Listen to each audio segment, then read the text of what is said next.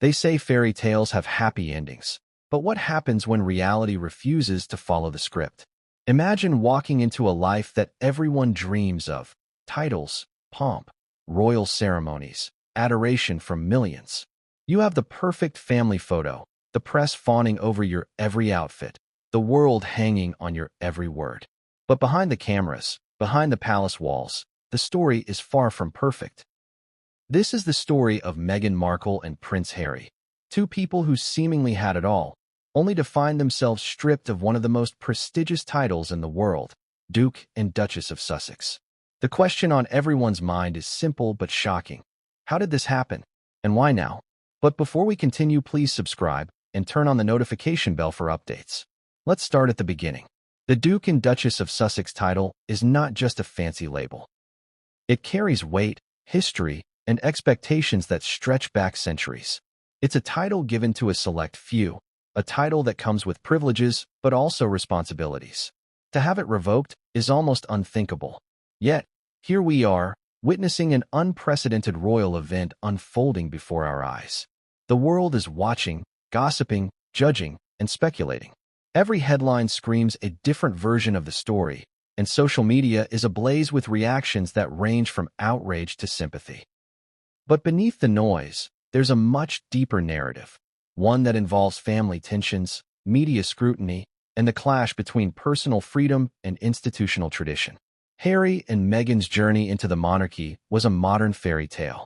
Prince Harry, the charming, rebellious son of Diana and Charles, meets Meghan Markle, an American actress, divorced and independent. The world fell in love with the idea of them, a modern love story bridging continents and cultures. But what looked like a dream to outsiders was, in reality, a delicate balancing act. The royal family, steeped in tradition and history, was not an easy system to navigate. Every step, every gesture, every word was scrutinized. Some welcomed Meghan with open arms. Others, quietly or not so quietly, were skeptical. The tension between expectation and reality was present from day one. And while they tried to maintain the public image of a perfect royal couple, cracks began to appear behind closed doors. The media, of course, played its role. Tabloids were relentless, painting Meghan in a light that ranged from glamorous to villainous depending on the day. Rumors, leaks, and half-truths became a constant backdrop to their lives. And then there was Harry, torn between loyalty to his family and protecting the woman he loved. The dynamic was complicated. The press often portrayed them as reckless, spoiled, or deliberately disruptive, while supporters hailed them as modernizing forces, bringing much-needed change to an institution that sometimes felt frozen in time. The constant scrutiny, the relentless judgment, and the pressure to conform or risk public scandal created a perfect storm. But why did the story escalate to the point of stripping them of their Duke and Duchess titles? To understand that, we need to delve into the royal system itself. Titles are more than just ceremonial. They carry legal weight, financial implications, and public responsibilities. Historically, removing a title has been rare, often reserved for extreme circumstances such as scandal, treason, or abdication. And yet, here we are, facing a scenario that feels both unprecedented and inevitable. Some insiders suggest this decision was brewing long before the headlines. Quiet warnings, subtle hints, and strategic palace communications were reportedly in motion, signaling that the status quo could not continue. But the public only sees the tip of the iceberg, the announcement itself, the shockwave, and the speculation that follows. Think about it. What does it mean to lose a title? Beyond the ceremonial prestige, it represents identity, legacy, and a connection to centuries of history. For Harry and Meghan, who had already begun redefining what it means to be modern royals, this is more than a public embarrassment. It's a profound personal loss. There's also the symbolism, a statement about power, loyalty, and control. When institutions act decisively, it's rarely about the individuals alone. It's about maintaining order, tradition, and hierarchy. And in this case, the royal family was sending a message that reverberates far beyond palace walls. The tension between personal autonomy and institutional expectation is at its peak, and everyone is watching to see how it unfolds. But there's another layer to this story that the headlines won't tell you. Behind the press releases, there were negotiations, discussions, and emotional decisions that the public never saw. Advisors whispered in corridors. Family members held quiet conversations over tea and official meetings. Emails, memos, and private communications likely detailed options, potential consequences, and worst-case scenarios. Every move, every word was calculated, measured, and strategically placed. The decision to remove their title was not made lightly. It's the culmination of months, possibly years, of subtle conflict, tension, and negotiation. And while the public perceives it as a shocking twist for those involved, it might have been the only possible resolution to a complex situation. At the same time, this is a story about perception. The world sees Meghan and Harry in certain lights, as rebels, as victims, as opportunists, or as visionary figures challenging tradition. But perception is often a blend of truth and narrative. The media shapes it. Public opinion shapes it. Even the palace shapes it. And in the middle of it all, Harry and Meghan are navigating not only the loss of a title, but also the challenge of preserving their legacy, reputation, and personal happiness. Every interview they give, every public appearance, every charitable endeavor is scrutinized through a lens of judgment, expectation, and sometimes misunderstanding. Now, consider the global implications. The royal family isn't just a British institution, it's a symbol recognized worldwide. Their decisions ripple across countries, cultures, and media outlets. Fans, critics, and scholars alike dissect every statement, gesture, and nuance. Removing the Duke and Duchess of Sussex title is not just an internal family matter. It's an event that shakes the monarchy, raises questions about succession and protocol, and ignites debates on modernity versus tradition. International observers, from royal enthusiasts to political commentators, all weigh in, each adding another layer to the drama. And yet, in the midst of this global attention, the most personal elements of the story, emotions, private struggles, and heartfelt decisions, often remain hidden. And here's where curiosity sets in. What really led to this moment? Was it public pressure, internal conflict, or a mix of both? Were there signs long before the announcement? Did the palace issue quiet warnings? Did Harry and Meghan anticipate this outcome? These questions linger, and they keep the story alive, pulling audiences deeper into the narrative. They create suspense, the kind that doesn't let go, compelling people to follow the story from beginning to end, episode by episode, headline by headline. By now, you might be wondering, if the story seems so dramatic, how did it reach this point without anyone noticing? That's exactly the point. The decision to remove such a prominent title is rarely sudden. It's the end result of a carefully orchestrated series of events. Every small incident, every minor disagreement, every subtle hint adds up, building tension behind closed doors. For the public, it feels shocking. For those involved, it may have been a slow-burning inevitability. Understanding this tension is key to grasping the magnitude of the moment, a moment that redefines the trajectory of their lives and the royal institution itself. And let's not forget the human element. Titles, ceremonies, and public expectations are one thing, but emotions, relationships, and personal dreams are another. Harry and Meghan's story is filled with hope, ambition, love, and sacrifice. Their decision-making process, the private conversations, the emotional toll, all of it contributes to the drama that finally erupts in the public eye. The collision of personal freedom and public expectation is raw, relatable, and emotionally charged. It's the kind of story that captivates audiences because it's about more than monarchy. It's about life, choices, and consequences. So what comes next? The announcement itself is just the beginning. The fallout, the media frenzy, the public reaction, and the emotional consequences for everyone involved are yet to unfold. Allies and critics will voice their opinions. Speculations will run wild. Social media will erupt. And in the midst of this, Harry and Meghan must navigate the reality of a life forever altered by the removal of a title they once held with pride. Every decision they make from here on out will carry the weight of history, public scrutiny, and personal stakes. But here's the most compelling part. While the headlines scream "title removed," the full story is much more intricate, dramatic, and revealing than anyone realizes. There are private conflicts, palace politics, public pressures, and personal sacrifices intertwined in ways that the world has yet to see. And it is in these hidden corners, the whispered conversations, the strategic decisions, the emotional moments, that the real drama lives. It's here that we find the twists, the betrayals, the ironies, and the moments that redefine what it means to be royal in the modern age. So buckle up. This isn't just another royal news story. It's a saga filled with intrigue, emotion, and twists that no one could have predicted. The story of Meghan and Harry's title removal is a story about love, power, tradition, and the human cost of public life. And as we dive deeper into the chapters ahead, you'll uncover secrets, perspectives, and revelations that will challenge everything you thought you knew about this couple, the royal family, and the weight of a title. Because in the world of monarchy, appearances can be deceiving, and reality is often far more dramatic than fiction. But what came next would change everything, and no one saw it coming. Few titles carry as much weight, prestige, and historical significance as the Duke and Duchess of Sussex. But what does that really mean? To the average person, it might just sound like a fancy label, a ceremonial decoration for someone who already seems to have it all. Yet, in the tapestry of British royalty, every title tells a story of legacy, duty, power, and sometimes scandal. And the Duke and Duchess of Sussex title is no exception. Understanding its history is the first step to grasping the magnitude of what has just happened to Harry and Meghan. Let's start with the origins.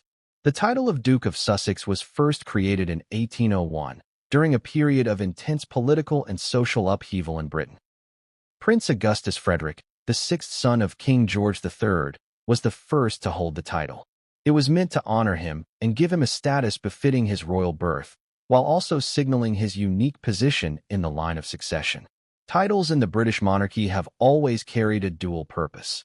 They recognize the individual and their role within the larger royal framework, and they send a message to the nation and the world about hierarchy, prestige, and continuity. In other words, a title is not just a name, it's a statement. Over the centuries, the Duke of Sussex title has been rarely held, and even more rarely removed. It has always been associated with responsibility, a visible presence within the royal family, and a role in maintaining tradition.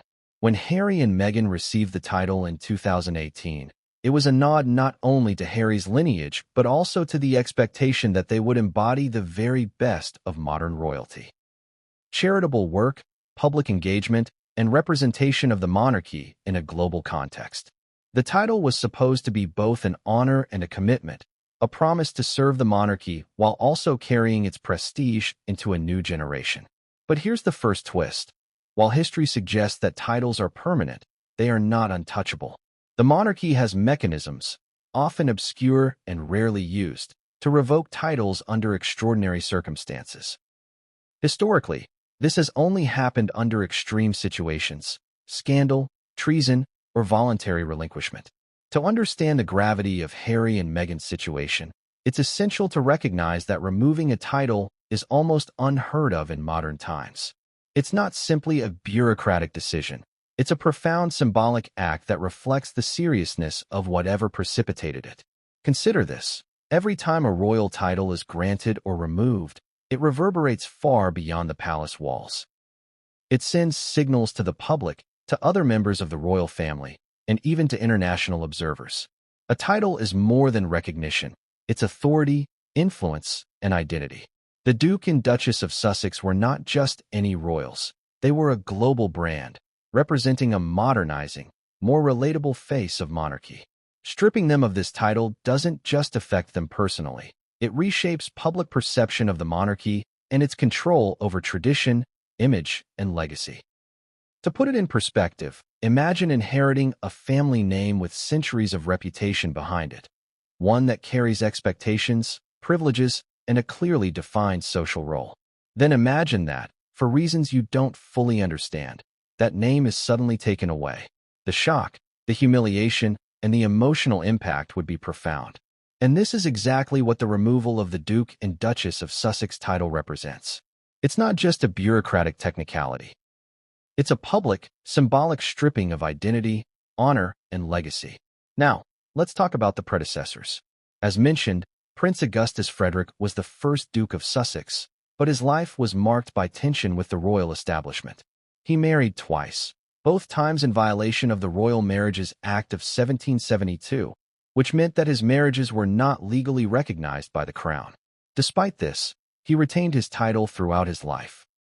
This historical detail is significant because it illustrates that the title has always existed at the intersection of personal choice and institutional expectation. Harry and Meghan, too, find themselves at this intersection, caught between following personal convictions and adhering to centuries-old traditions. Fast forward to the 20th century, the title was not frequently used, and when it was, it carried the weight of precedent and expectation. The monarchy is an institution deeply aware of optics, tradition, and hierarchy.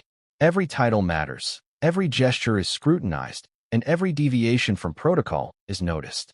When Harry and Meghan were granted the Duke and Duchess of Sussex titles, it was both a nod to tradition and an attempt to modernize. They were expected to balance the ceremonial duties with the evolving public image of the royal family, a delicate, often impossible task. But what made their titles unique was not just the ceremonial significance, it was the global attention. Previous holders of the Duke of Sussex title operated largely within British society, performing charitable work and engaging in royal duties, but few had the spotlight of international celebrity. Harry and Meghan's marriage brought a level of global attention that was unprecedented. Social media amplified every move, every statement, and every perceived misstep. Every outfit, every public appearance, every initiative was dissected, commented upon, and viral within hours. This level of scrutiny created a pressure cooker environment, one that would test even the most resilient royals. And here lies the first layer of the problem. The title, while prestigious, came with a level of expectation that was almost impossible to fulfill. Tradition demanded one kind of behavior. The public demanded another. Advisors, royal protocol officers, and palace insiders all had opinions on how Harry and Meghan should act, speak, and represent themselves. But Harry and Meghan, committed to forging their own path, often clashed with these expectations. It was a tension that would slowly escalate, invisible to the public at first, but increasingly apparent in private communications and media leaks. The story of the title's removal is, in many ways, a story of this tension coming to a head. To understand why this is such a monumental event, consider how titles function in the monarchy today. They are not just ceremonial. They confer a public identity, access to resources, and a role in state and charity work. They are symbols of allegiance and markers of hierarchy. Removing a title is, therefore, a disruption of that hierarchy and a statement that someone has crossed a boundary the institution cannot ignore. It's rare, historically significant, and carries emotional weight that is impossible to overstate. Harry and Meghan are not just losing a label. They are losing a core part of their royal identity, a recognition of their position within a centuries-old institution. But there's more to this story than history and symbolism. The title also represented hope and potential for the couple. When it was granted, it signaled opportunity. To modernize, to engage globally, to be the face of a new era in royalty. It was a chance to merge tradition with innovation, to honor legacy while breaking new ground. And yet, the very factors that made the title prestigious, the scrutiny, the expectation, and the visibility, also set the stage for its revocation. What was meant to be a symbol of honor became a source of tension, pressure, and ultimately, conflict. Here's a surprising fact. In the history of the British monarchy, very few titles have been revoked, and even fewer in modern times. Most royal family members who lose favor or clash with tradition do so quietly, often choosing to step back rather than face public humiliation. The fact that Harry and Meghan's title is being removed publicly, with widespread media coverage, signals just how unprecedented this situation is. It's a break from tradition in a way that will be studied, analyzed, and debated for years to come. The implications extend beyond the couple themselves. Stripping the Duke and Duchess of Sussex title is a message to the entire royal family, to advisors, and to the public. Titles are privileges tied to behavior, duty, and loyalty to the institution. The monarchy is signaling that deviation, whether in public conduct, media engagement, or private disputes, has consequences. It's a lesson in authority, control, and the preservation of tradition, but it also raises questions about fairness, modern values, and the balance between personal freedom and institutional expectation. So, as we begin to understand the weight of this title, the history behind it, and the extraordinary circumstances that led to its removal, one thing becomes clear. This is not just a story about a label. It's about power, legacy, identity, and the intersection of personal choice with centuries-old tradition. The drama that unfolds around Harry and Meghan is a reflection of these forces colliding, with consequences that reach far beyond palace walls. And yet, despite all this context, the full story of how and why the title was stripped from Harry and Meghan is still emerging. There are whispers of private conflicts, media strategies gone wrong, palace pressures, and emotional decisions that the public hasn't yet seen. Every piece of this puzzle contributes to a narrative that is at once historical, personal, and shockingly modern. The removal of the Duke and Duchess of Sussex title is a turning point, a moment that redefines what it means to be royal in the 21st century. But what came next would change everything, and no one saw it coming. When Harry and Meghan first stepped into the royal spotlight, the world collectively held its breath. There was magic in the air, a storybook romance unfolding before a global audience. Prince Harry, the cheeky, handsome son of Diana and Charles, had grown up under the weight of a royal legacy, the kind that blends privilege with scrutiny. Meghan Markle, an independent American actress with a career and life of her own, entered this world seemingly unprepared for the pressures, expectations, and traditions that awaited her. And yet, millions of people saw a fairy tale, two souls in love, a modern romance bridging continents, cultures, and public fascination. But as is often the case, reality was far more complex than appearances suggested. From the very beginning, Meghan's entrance into the royal family was met with both excitement and controversy. While some embraced her as a breath of fresh air, a symbol of a modernized monarchy, others were skeptical, wary of change, and perhaps protective of centuries-old traditions. There were whispers, murmurs, and subtle judgments long before the press picked up the story. The royal family is steeped in protocol, and every newcomer is expected to navigate these rules with grace and humility. Meghan, with her independent mindset and career-driven background, was thrust into an environment where every word, gesture, and smile was examined under a microscope. Harry, for his part, had spent years grappling with his own place within the royal institution. The younger son of Charles and Diana, he had grown up in the shadow of tragedy, loss, and relentless media attention. He was a man who understood fame intimately, having been both a target and a participant in the public eye. When he met Meghan, it wasn't just love that drew him in. It was also a recognition that she could stand beside him in navigating the pressures of royal life, someone who could challenge the expectations without being crushed by them. But the truth is, even the strongest love cannot shield you entirely from centuries of tradition and the scrutiny of millions. Their courtship was a delicate dance. Public appearances were carefully choreographed, yet even the most carefully planned moments were dissected by social media, tabloids, and royal commentators. Headlines ranged from glowing praise to subtle jabs, creating an ever-present tension. Meghan faced an unrelenting narrative, sometimes cast as the modernizing force, sometimes as the outsider, and sometimes as the instigator of conflict within the palace. The duality of being celebrated and vilified simultaneously is an extraordinary pressure, one that shapes every choice and every reaction. When they announced their engagement in 2017, the world erupted in celebration. It was, on the surface, a triumph of love over convention. But behind the scenes, the realities of merging two vastly different worlds, Hollywood and royalty, began to manifest. Advisors counseled, media strategists coached, and palace insiders watched every interaction. Meghan, who had been independent and outspoken, was suddenly navigating a labyrinth of unspoken rules. Harry, accustomed to both privilege and scrutiny, had to reconcile his desire to protect his wife with his duties as a royal. Every step forward was met with both public adoration and subtle institutional resistance. The wedding in 2018 was nothing short of a global spectacle. The flowers, the fashion, the carefully curated guest list. It was a display of tradition and pageantry on a scale few could comprehend. Yet, even in celebration, there were undercurrents of tension. Observers noted subtle glances, slight missteps, and moments that hinted at the deeper challenges they were facing.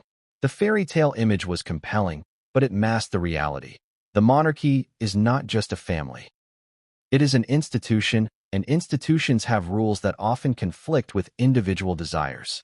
Once married, their journey as royals truly began. They were given the Duke and Duchess of Sussex titles, a symbol of prestige, responsibility, and global recognition. The titles were meant to honor their place within the royal family, while signaling to the world that they would carry forward a legacy with integrity and innovation. But with titles come expectations.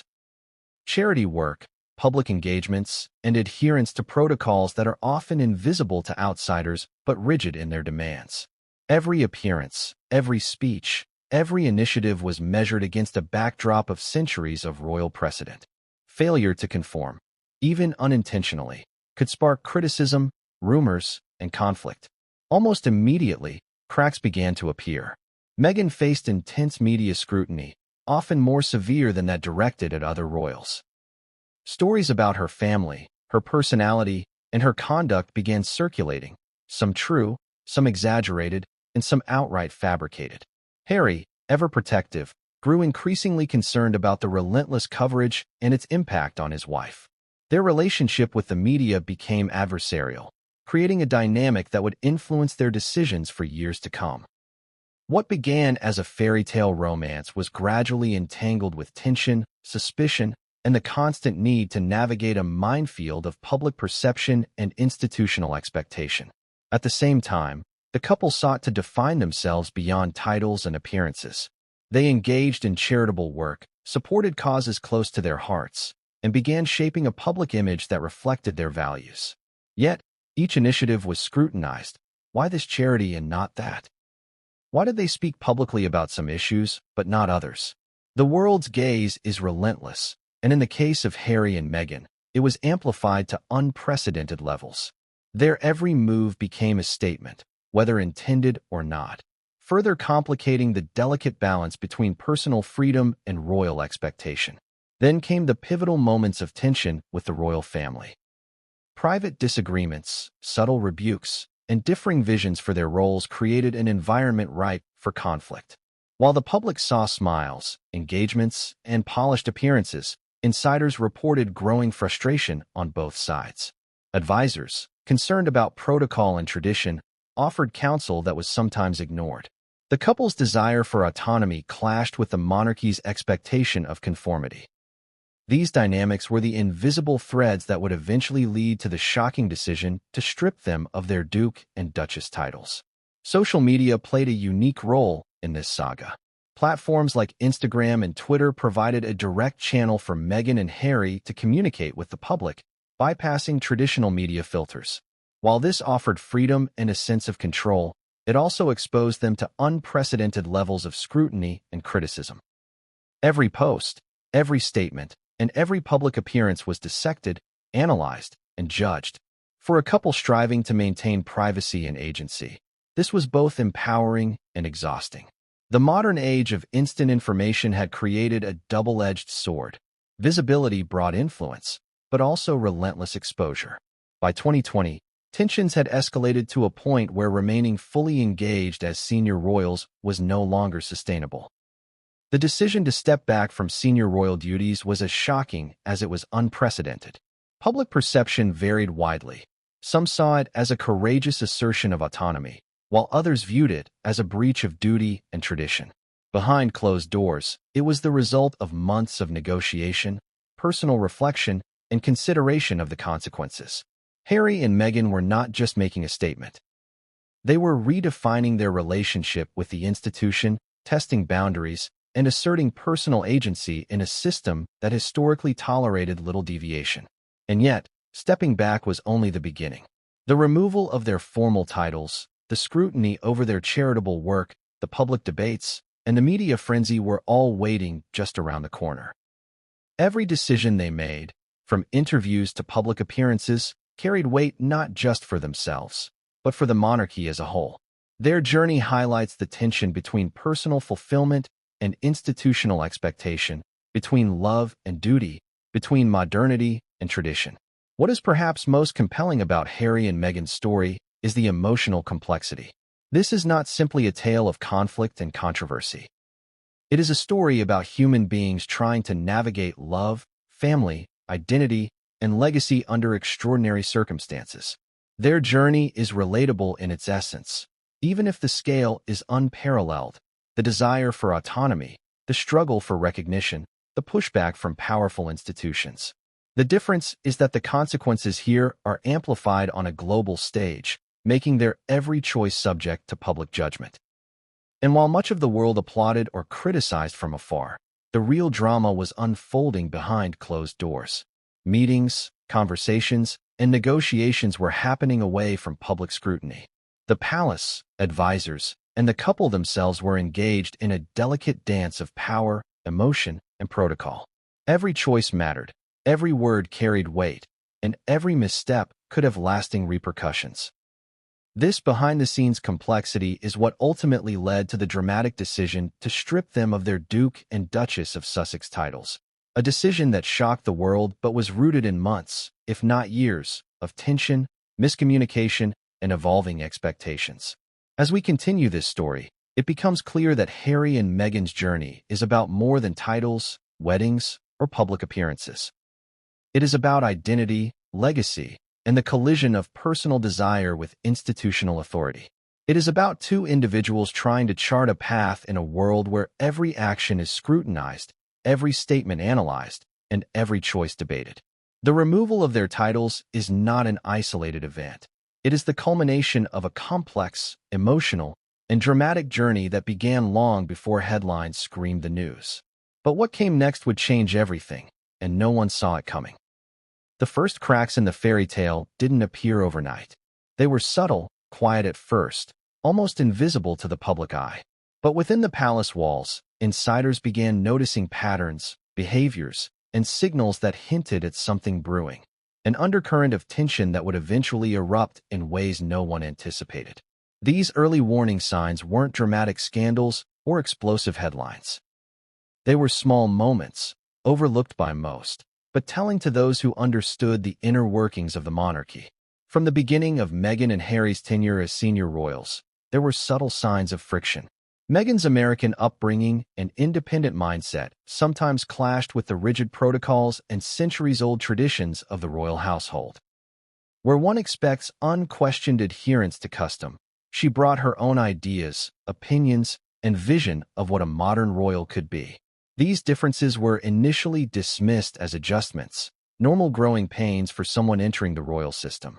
But over time, small disagreements over titles, official duties, and public appearances began accumulating into something more significant. Consider the early media coverage. While the world adored the couple, tabloids and royal commentators began pointing out instances where Meghan allegedly ignored protocol or overstepped boundaries. It might have been a seemingly minor gesture, a handshake that didn't follow convention, a comment in an interview, a wardrobe choice that violated unspoken rules, but each incident was logged, observed, and discussed behind the palace doors. Advisors whispered about the need for guidance, subtle reprimands were delivered privately, and quiet interventions began to shape the couple's public behavior. Every step was under scrutiny, and small missteps became amplified, creating the first threads of tension. Harry, deeply protective of his wife, often found himself caught in the middle. On one hand, he understood the importance of tradition and the expectations that came with his title. On the other, he was acutely aware of the pressure Meghan faced from a press that was often hostile and relentless. His solution was to shield her, to advocate for autonomy, and to push back against criticism when he could. Yet this created a secondary tension between the palace and Harry himself. Advisors, counselors, and senior family members began to perceive him as challenging the institution's authority, creating early friction that would only grow more pronounced over time. Private communications, later revealed in leaked memos and insider reports, suggest that warnings were given to the couple early on. They were advised, subtly at first and more directly later, about how to navigate protocol, public appearances, and the media. Yet the couple's desire to define their own path often led them to resist or reinterpret these guidelines. Each act of independence was simultaneously a declaration of personal agency and a trigger for concern within the palace. Observers began noting that Harry and Meghan were not simply new members adjusting to tradition. They were subtly reshaping expectations, challenging norms, and signaling a desire for autonomy that the institution was not prepared to accommodate. One of the earliest warning signs, according to insiders, was Meghan's struggle to adapt to palace life. It wasn't about personal capability. She was intelligent, articulate, and aware, but about the unspoken rules of engagement. In the royal system, protocol isn't just bureaucratic. It's cultural, symbolic, and laden with meaning. Every gesture communicates hierarchy, allegiance, and respect. Early incidents, such as disagreements over charitable patronages, public appearances, and even seating arrangements, signaled a growing divergence in priorities. Meghan sought to modernize, to engage on her own terms, and to bring attention to causes close to her heart. The palace, steeped in tradition, viewed these moves as departures from expected behavior. The media played a critical role in magnifying these tensions. Early critiques of Meghan's actions, clothing, and demeanor created a feedback loop that heightened stress and conflict. What might have been minor disagreements within the palace became public talking points, influencing perceptions and intensifying internal discussions. The couple's responses, whether defensive, assertive, or strategic, were also observed closely, adding layers of complexity. The palace faced a dilemma.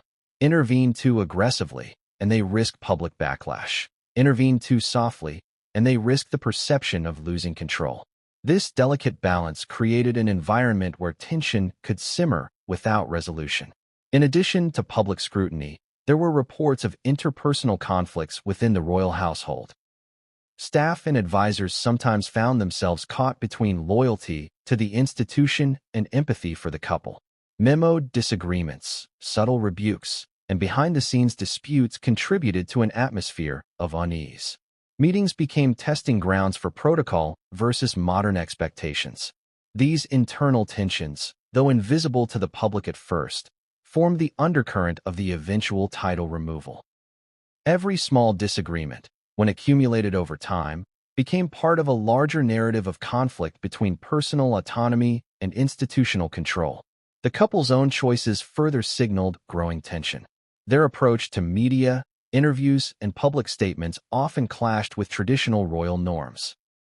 Where the institution preferred discreet engagement, Harry and Meghan embraced more direct communication, using social media, op-eds, and controlled interviews to shape their narrative. This was a deliberate strategy, reflecting a modern understanding of influence and audience engagement. But to the palace, it represented a challenge. Autonomy over traditional channels, public influence bypassing hierarchical control, and a perception of defiance that could not be ignored. One particularly telling moment, cited by insiders, was a private discussion over titles and official duties. The couple reportedly expressed frustration with the limitations imposed by protocol, seeking greater freedom to pursue charitable endeavors and personal initiatives. Advisors warned of potential consequences if boundaries were ignored. The warnings were subtle at first, then increasingly formal, yet the couple pressed on, emphasizing personal agency over tradition. This was not rebellion for its own sake. It was a clash of vision, a fundamental difference in how they saw their roles versus how the monarchy expected them to behave. The early warning signs extended beyond protocol and media scrutiny. There were relational dynamics at play within the family itself. Harry's relationship with his brother William and with other senior royals was tested by these tensions. Subtle disagreements, miscommunications, and differing expectations created friction that occasionally spilled into public view. While the world focused on headlines, these private conflicts were shaping decisions that would ultimately culminate in the dramatic removal of their titles. By late 2018 and early 2019, the pattern became clear. Harry and Meghan were navigating a system that valued tradition and hierarchy above all else, while seeking autonomy and modernity. The resulting tension was not just personal, it was structural. Advisors, palace officials, and senior family members were confronted with a reality they had never anticipated. A royal couple operating on their own terms, resisting norms, and leveraging public attention in ways unprecedented for the modern monarchy. And yet, despite these warning signs, the public perception remained largely positive. Fans celebrated their individuality, their activism, and their charisma. They were viewed as agents of change, bringing a human touch to an institution often criticized as rigid and antiquated. This contrast between public adoration and internal friction created a complex dynamic, where the palace had to balance control with perception, tradition with modernity, and loyalty with transparency. Every decision made in response to early warning signs was fraught with potential consequences, both inside and outside the palace. These early tensions set the stage for everything that followed. Without the accumulation of these warning signs, private disagreements, media conflicts, protocol clashes, and relational dynamics, none of the later events, including the eventual removal of the Duke and Duchess of Sussex titles, could have unfolded in the dramatic way they did. The stage was being carefully, almost imperceptibly, set. The conflict was building, invisible to the casual observer but unmistakable to those paying attention. As the palace navigated these early warning signs, Harry and Meghan continued to pursue their vision for what modern royalty could be. They sought autonomy, public engagement, and the ability to influence social causes on their own terms. Yet, each choice deepened the tension, and each moment of perceived defiance was logged, discussed, and considered by advisors. The dynamic was delicate, volatile, and evolving, creating a pressure cooker environment in which every small decision could have disproportionate consequences. And then, a series of quiet but consequential interventions occurred: private meetings, written warnings, and personal discussions aimed at steering the couple toward compromise. These interventions, while intended to prevent escalation, only highlighted the divide between individual agency and institutional expectation. It was becoming increasingly clear that a tipping point was approaching, one that would alter the course of Harry and Meghan's royal journey irrevocably. But what came next would change everything, and no one saw it coming. If you think the challenges Harry and Meghan faced were only within the palace walls, think again. The outside world, the relentless, omnipresent media, played an equally powerful and often more brutal role in shaping their reality. Public perception isn't just opinion. It can dictate reputation, influence decisions, and, in some cases, accelerate outcomes in ways even the monarchy cannot fully control. For Harry and Meghan, the media wasn't just reporting their story, it was writing the narrative, controlling the lens, and often amplifying tensions in ways that magnified every minor misstep into a perceived scandal. From the very beginning, Meghan was a target. The media frenzy started subtly. Headlines about her fashion choices, her career, or her American background. Then it escalated into commentary on her personality, her relationships with family members, and her perceived interference in palace affairs. Every public appearance became an opportunity for speculation. Tabloids, celebrity blogs, and international news outlets dissected her every word, gesture, and smile. Positive coverage was often overshadowed by critical narratives, creating a pressure cooker of expectation and scrutiny. The media has a way of amplifying existing tension. For Harry, who had already grown up under a microscope, the relentless criticism of Meghan struck a personal chord. He had spent years watching tabloids distort stories, invade privacy, and manipulate narratives. Watching his wife experience the same treatment, sometimes worse, was deeply painful. And unlike before, when he could shrug off some press coverage as a product of his fame, now he was defending someone he loved, which meant that every defensive reaction, every attempt to shield her, became another public event to analyze and critique. Social media intensified the scrutiny. Platforms like Twitter, Instagram, and Facebook allowed fans and critics alike to weigh in instantly. Hashtags, viral posts, and online campaigns quickly created feedback loops. Negative sentiment could spread globally in minutes, while supportive commentary, however well-meaning, often escalated tensions by attracting further media attention. Harry and Meghan were now navigating not only traditional press coverage, but also the lightning-speed judgments of a hyper-connected, highly opinionated global audience. Their every move was interpreted, celebrated, or condemned. Criticism of Meghan often veered into personal attacks, many of which were gendered and racially tinged. Observers and commentators noted how the scrutiny differed from that faced by previous royal women, including Kate Middleton. Meghan's background, career, and cultural identity became focal points for public debate, often overshadowing her charitable work and initiatives. This double standard created an invisible wall of stress and isolation. Even as she sought to engage with her royal role authentically, every action seemed to be filtered through a lens of suspicion or judgment. Harry responded not just as a husband, but as a son of Diana, whose own life was marred by intrusive media attention. He knew firsthand how damaging relentless scrutiny could be, and he wanted to protect Meghan from the same experiences. But protecting her often meant pushing back against palace advisors, challenging protocols, or publicly addressing the press, actions that themselves became fodder for headlines. The irony was inescapable. Attempts to manage the media often amplified the very scrutiny they sought to contain. By 2019, the narrative had become increasingly polarized. In some corners of the media, Harry and Meghan were celebrated as modernizers, bringing transparency, openness, and relevance to a centuries-old institution. In other corners, they were depicted as disruptive, entitled, or even manipulative. Opinion pieces, editorials, and investigative reports dissected their every choice, from how they carried out charitable work to how they raised their child. Even minor deviations from royal norms became symbolic of larger crises. An unchecked pattern of behavior, some argued, that could threaten the institution itself. This public pressure was not merely an annoyance. It had real consequences for the couple's mental health, personal relationships, and decision-making. Leaked reports and interviews later revealed periods of anxiety, stress, and feelings of isolation. The pressure to conform publicly while maintaining personal authenticity privately was immense.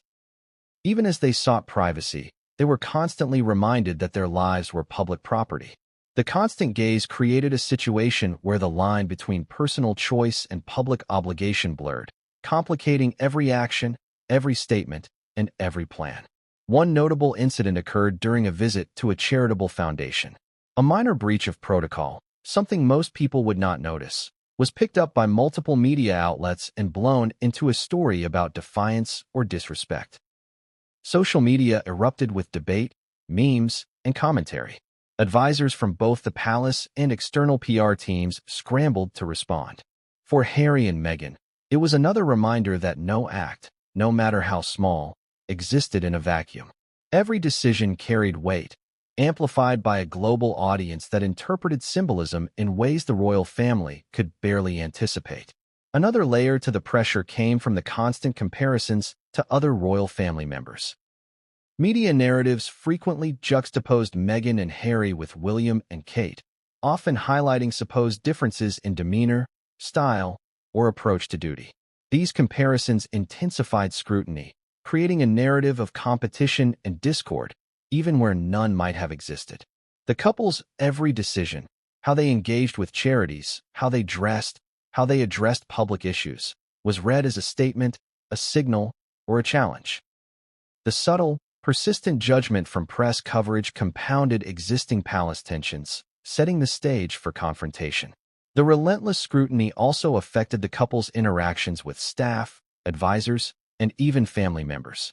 Employees tasked with managing communications found themselves navigating a minefield of public expectation, palace protocol, and media frenzy. Meetings became delicate exercises in strategy and diplomacy, where missteps could become public incidents. Advisors who attempted to mediate were sometimes seen as taking sides, adding yet another layer of complexity. The external pressure of the media intensified internal tension, creating a feedback loop that would ultimately contribute to the dramatic events surrounding the title removal. Yet, Harry and Meghan did not remain passive in the face of this scrutiny. They began to actively challenge the narratives that they felt misrepresented them. Interviews, social media statements, and public engagements were used strategically to assert their perspective. These actions were designed to regain control of their story, to humanize themselves, and to counteract negative portrayals. But every intervention carried risk. By engaging publicly, they invited further analysis, criticism, and speculation, deepening the divide between public perception and institutional expectation. The global audience, meanwhile, was split. Some hailed them as courageous figures standing up to outdated institutions.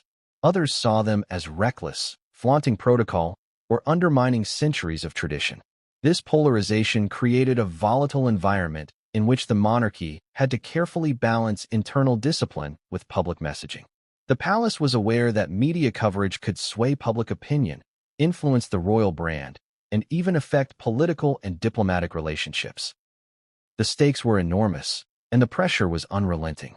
Ultimately, public pressure and media scrutiny became a driving force in the couple's trajectory.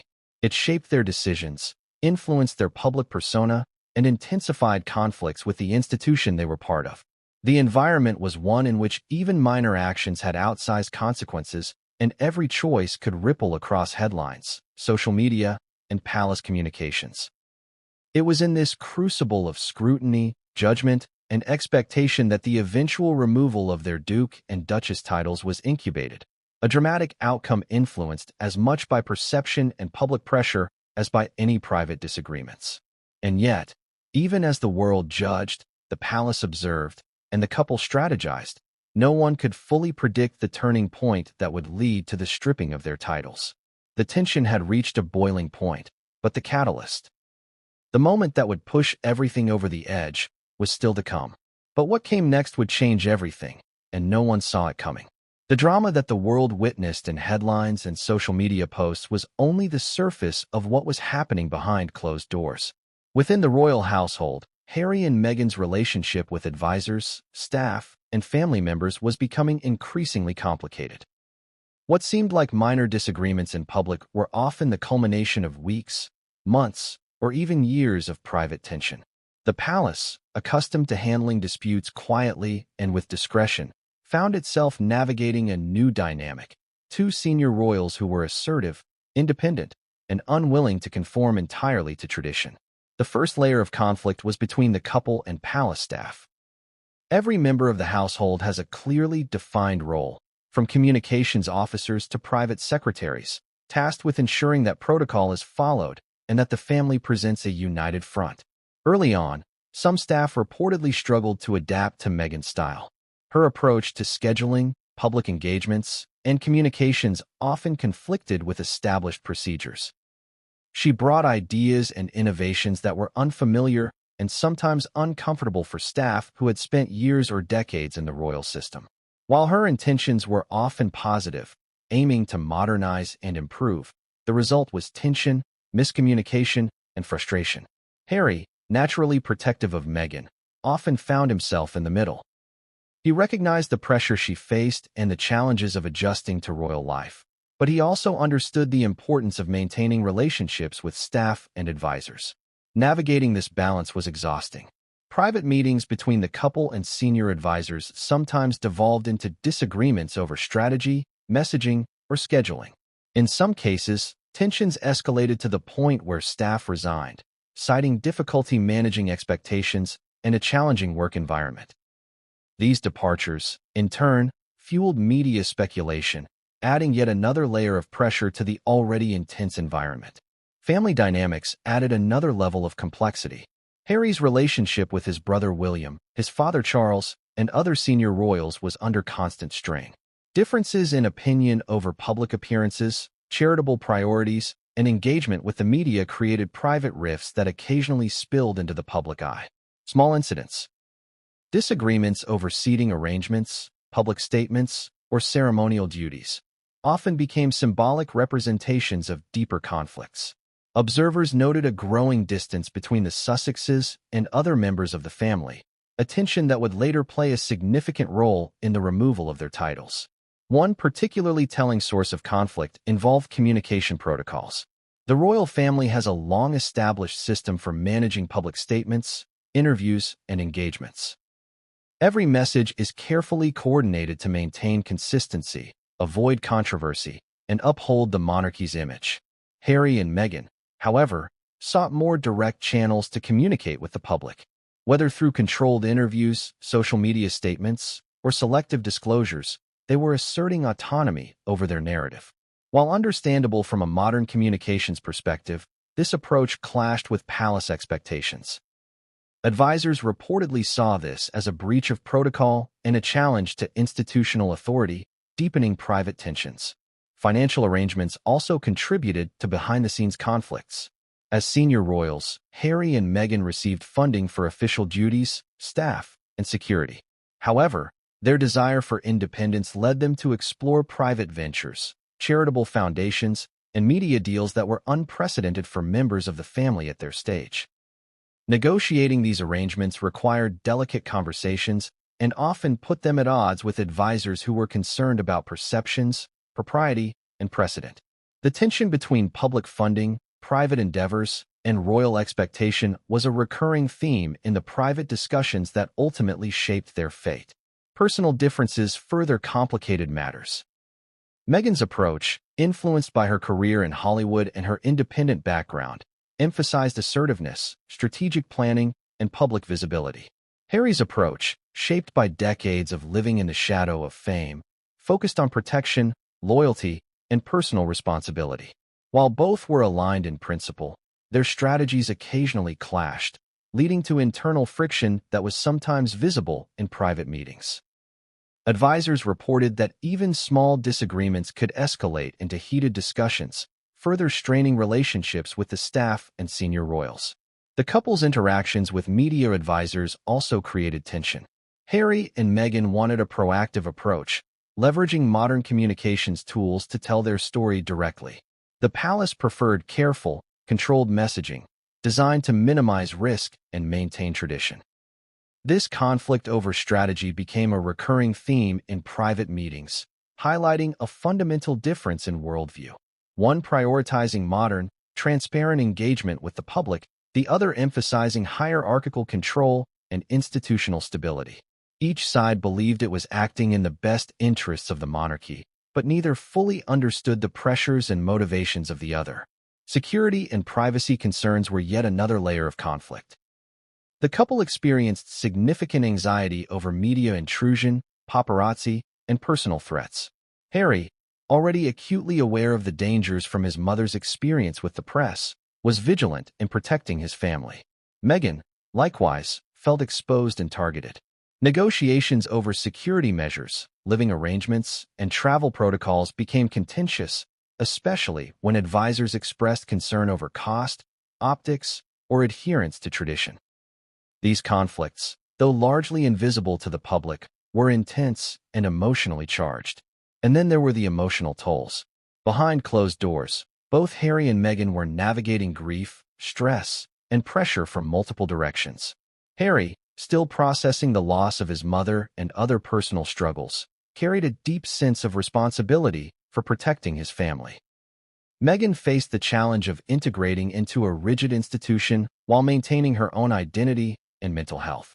Private discussions revealed moments of frustration, tears, and raw emotion, an emotional undercurrent that shaped decisions, behaviors, and ultimately the trajectory of their royal journey.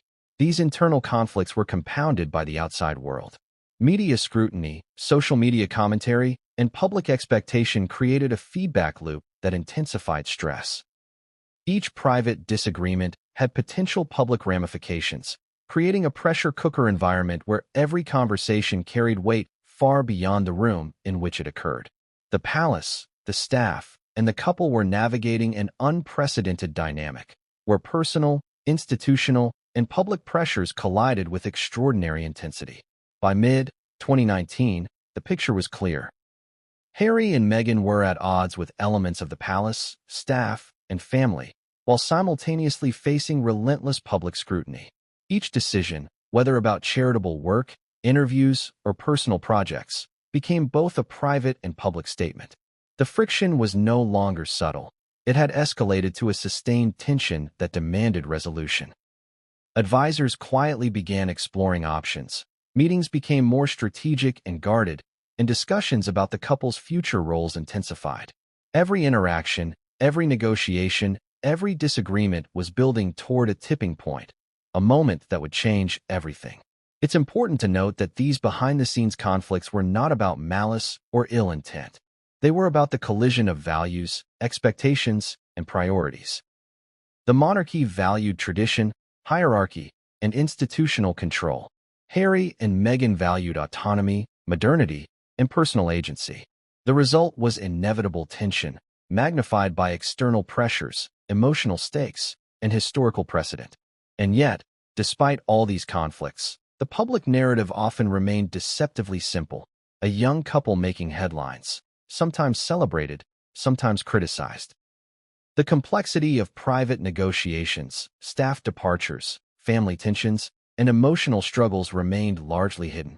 But it is precisely these hidden dynamics that set the stage for one of the most dramatic decisions in modern royal history, the removal of the Duke and Duchess of Sussex titles. But what came next would change everything, and no one saw it coming. By the time discussions about titles reached their peak, the tension inside the palace was palpable. Harry and Meghan's relationship with the institution, already strained by media scrutiny, internal conflicts, and public expectations, had reached a point of no return. The decision to remove the Duke and Duchess of Sussex titles was not spontaneous. It was the culmination of months, even years, of private deliberations, negotiations, and emotional reckonings. Behind closed doors, advisors, senior royals, and the couple themselves wrestled with questions that carried enormous historical and personal weight. How far could autonomy be granted? What precedent would be set? How would the public respond? The process began quietly. In private meetings, senior advisors laid out potential outcomes, risks, and the implications of every possible choice. Legal teams were consulted, communications officers drafted statements, and family members weighed in. The palace faced a dilemma unlike any in recent memory.